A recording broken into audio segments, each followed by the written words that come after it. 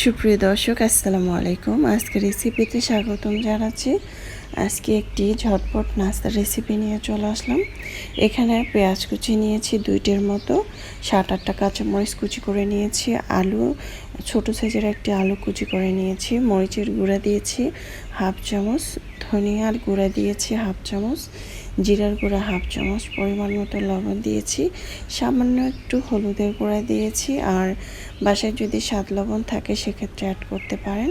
আর চালের গুঁড়া দিয়েছি এখানে আধা কাপের মতো, আর নুডলসের মশলা দিয়েছি এক প্যাকেটের মতো, আর একটি ডিম দিয়েছি। এখন এগুলো একটু মেখে নিচ্ছি ভালোভাবে।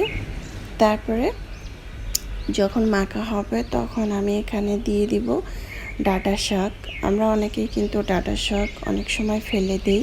আমরা ডাঁটা এনে ডাঁটা খেয়ে ডাঁটা শাকগুলো ফেলে দিই। তো ডাঁটা শাক দিয়ে কিন্তু ভীষণ মজাদার পাকোড়া তৈরি করা যায়, খেতে অসম্ভব মজার হয়েছিল। এই তো ভালোভাবে মেখে নিয়েছি। মাখার পরে চুলায় একটি প্যান বসিয়ে পর্যাপ্ত পরিমাণ তেল দিয়েছি। তেলটার মধ্যে তেলটা 80% গরম করে নিয়েছি। তেলটার মধ্যে দিয়ে দিচ্ছি এক এক করে গোল গোল করে। আপনারা যে কোনো সাইজ করে এখানে দিতে পারেন।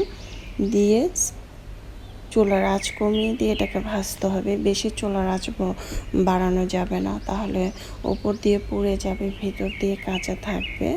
তাই অবশ্যই এটা খেয়াল রাখতে হবে। ঝটপট কিন্তু প্রায় 2-3 মিনিটের মধ্যেই কিন্তু এই নাস্তাটি তৈরি করা যায়।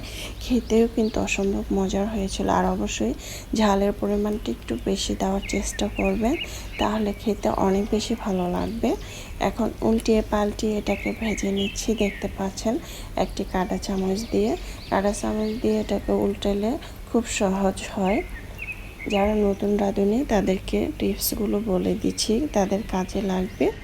আর অবশ্যই একদিন এটা ট্রাই করে খেয়ে দেখবেন, খেতে কিন্তু ভীষণ মজা হয়েছিল।